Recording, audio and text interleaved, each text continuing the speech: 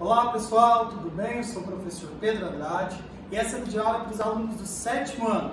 Nela, nós vamos discutir a proposta de redação número 7.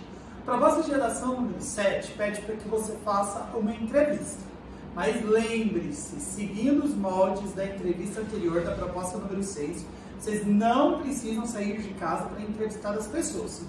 Você pode entrevistar o seu pai, sua mãe, seu irmão aí mais velho, que eu peço para que você faça a entrevista com uma pessoa mais velha, ou então você faz essa entrevista por videochamada, tá? Mas não precisa sair de casa. A proposta de redação número 7 tem como tema central a mobilidade urbana. O que é a mobilidade urbana, gente? É a movimentação de pessoas e produtos dentro de um contexto urbano, a cidade e todas as suas tecnologias. Então, o que a gente faz para se movimentar? Não é só uma questão de pavimentação, de ter rua, mas uma questão de quais os meios de transporte a gente utiliza para se locomover. Nós temos aqui uma foto, pessoal, de uma cidade completamente congestionada, uma realidade cada vez maior nas grandes cidades ao redor do mundo. Aqui é uma cidade da Índia, mas eu tenho uma outra cidade aqui que muitos de vocês devem conhecer, que é a cidade de São Paulo. São Paulo, com frequência, registra quilômetros e quilômetros de congestionamento. E isso é muito ruim. Além da gente ter mais gases poluentes sendo emitidos, a gente tem um aumento com a manutenção dos carros, motos, ônibus, que precisam passar por revisão com uma frequência maior, porque ficam mais tempo sendo utilizados. A gente tem uma perda de tempo enorme. Então as pessoas chegam a ficar 2, 3 horas em congestionamento. Eu, na cidade de São Paulo, já fiquei 4 horas parado em congestionamento. Isso é terrível. Mas essa aqui é uma fotinha da nossa cidade. Goiânia não está fora do radar aí dos congestionamentos, do trânsito complicado, da mobilidade urbana complicada, né? A gente tem um grande número de motos aqui em um corredor. É uma foto mais antiga, vocês podem ver, a gente tem ali táxis como era antigamente ainda. É uma realidade que já vem fazendo parte do nosso dia a dia há alguns anos. E como resolver esse problema?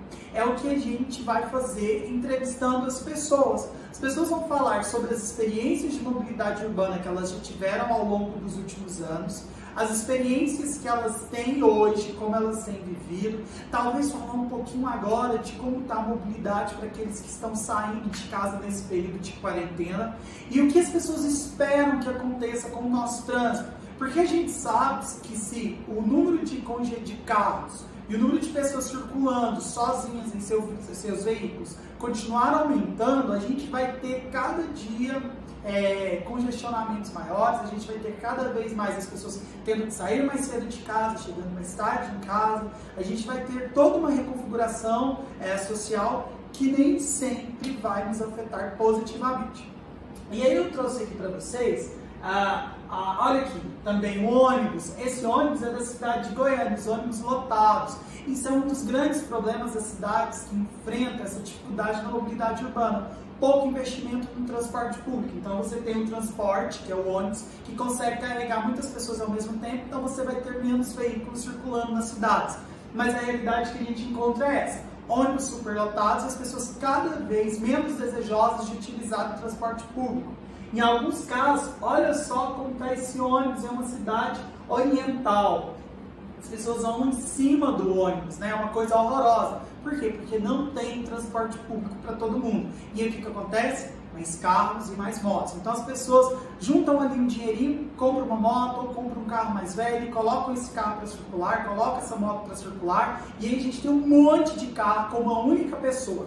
Quem aqui já teve a experiência, por exemplo, de andar no freeway nos Estados Unidos, sabe que lá tem as vias para quem está com mais de 3 pessoas no carro e que essas vias são muito mais rápidas do que as vias que tem apenas uma única pessoa no carro. O que o governo de alguns estados dos Estados Unidos tenta com isso? Fazer com que as pessoas andem com mais pessoas no carro. Então, ofereçam carona, compartilhem o seu carro, para que assim tenha menos carro nas ruas. Mas ainda é muito grande o número de carros lá e os congestionamentos são frequentes.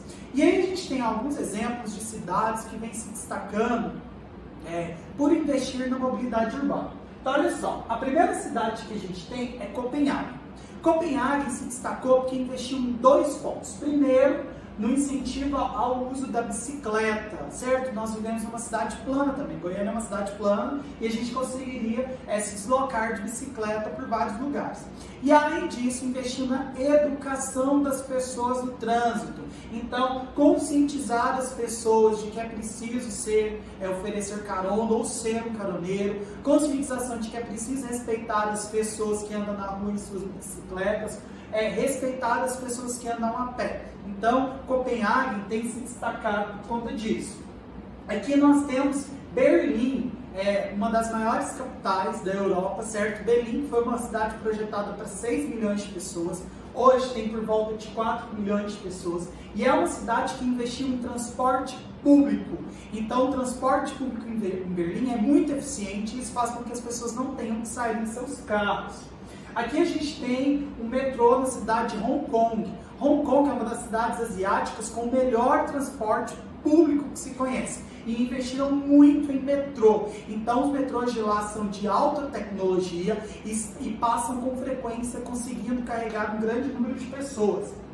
A gente tem aqui uma cidade famosa pelo uso da bicicleta, que é Amsterdã. Cerca de 63% da população em Amsterdã anda de bicicleta. Amsterdã investiu na bicicleta, no transporte de bicicleta, e investiu em locais para guardar a bicicleta, então as pessoas têm grandes estacionamentos públicos para guardarem suas bicicletas. Além disso, investiu em ruas que são exclusivas para o transporte local, ou seja, aquelas pessoas que moram ali naquela rua, ou para bicicletas. Isso faz com que as pessoas consigam se locomover de bicicleta com mais facilidade. Aqui nós temos a cidade de Zurique, quase que não sai. Cidade de Zurique que também investiu no uso do transporte público. Então você tem esses trens elétricos. Amsterdã você encontra também, Berlim você também encontra. Esse trem elétrico, além dele ser pouco poluente, ele passa com muita frequência e tem um preço acessível. Aqui a gente tem a cidade de Londres, que vem se reinventando nos últimos anos, mas que já tem uma história longa aí no transporte público, que foi uma das primeiras cidades a construir o metrô. O metrô da cidade de Londres, que liga ao aeroporto, é um dos metrôs, uma das linhas de metrô mais antigas do mundo, certo? E ele fez ainda do transporte público um cartão de visitas, um cartão de turismo. Então aqui você tem um dos famosos ônibus de Londres que transportam as pessoas. E aqui nós temos, por último, Cambridge, que fica a cerca de 80 quilômetros de Londres, que fica no Reino Unido, que investiu em transporte público via ônibus acessível, então é barato para a população local e que passa em no máximo 5 minutos. Então a população não precisa tirar o carro de casa.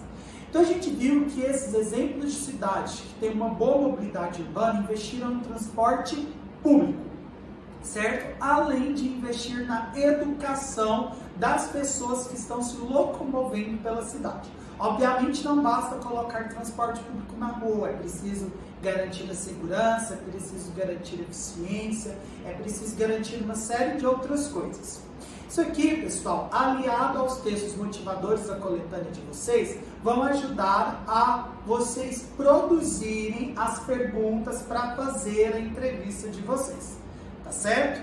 Lembrando que a proposta de redação deve ser entregue na próxima terça-feira pelo e-mail, tá certo? Eu estou morrendo de saudade de vocês, eu espero encontrá-los em breve e eu espero que vocês consigam fazer essa proposta de redação com perfeição.